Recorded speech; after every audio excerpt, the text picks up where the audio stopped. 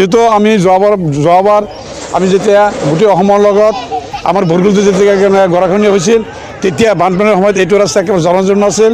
কিন্তু মই প্ৰাক্তন সভাপতি হিচাপে মই আজি ক'ব বিচাৰিছিলোঁ, পঞ্চায়তত যিহেতু আমি এই কামটো কৰিব পৰা নাছিলোঁ, আমি কৈলাপাৰা প্ৰশাসনক আমাৰ মহকুমাপতিক মাতি আনি ইয়াত এই ৰাস্তাটো আমি দেখুৱাইছিলোঁ আৰু তেখেতে আশ্বাস দিছিল যে PWৰ জৰিয়তে আমি এই ৰাস্তাটো কৰি দিম।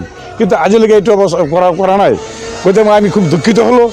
আজি আপোনালোকৰ জৰিয়তে মই এটা কথা জনাব বিচাৰিছোঁ যে আমাৰ যিহেতু এই সংখ্যালঘু যিটো অঞ্চল, এই অঞ্চলত মেইন আমাৰ বাণিজ্যিক কেন্দ্ৰস্থল হ'ল বৰগুলি বজাৰখন। এই বজাৰখনত আমাৰ এই যিটো গেদাৰিং মানে বহুত গেদাৰিং।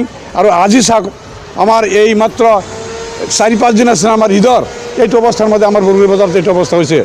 গতিকে মই আজি ইয়াৰ জৰিয়তে স্থানীয় প্ৰশাসন তথা PW বিভাগক মই অনুৰোধ জনাইছোঁ যাতে অতি সোনকালে এই ৰাস্তাটো কৰাৰ এটা ব্যৱস্থা কৰে।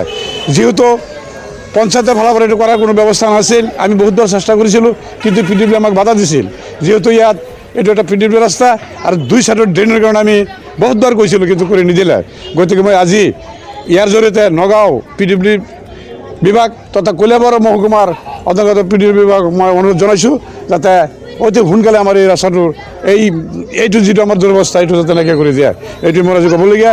গোটেই বৰগুলিবাসীয়ে দুখ পাইছে, যিহেতু আমাৰ মাত্ৰ আছে এই ঈদুল ফিতৰৰ মাত্ৰ 5টা দিন আছে। এই দিনতে মানুহে বজাৰ তজাৰ কৰিবলৈ আহে।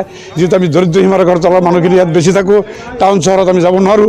কিন্তু এই বৰগুলি বজাৰৰ কেন্দ্ৰস্থল হিচাপে বহুতো মহিলা, ছাত্ৰ ছাত্ৰী আৰু ৰাইজসকল আহে। কিন্তু এই ৰাস্তাৰ যিটো দুৰ্ঘটনাৰ অৱস্থা তাৰ কাৰণে এই মানুহ আহিব পৰা অসুবিধা হৈছে।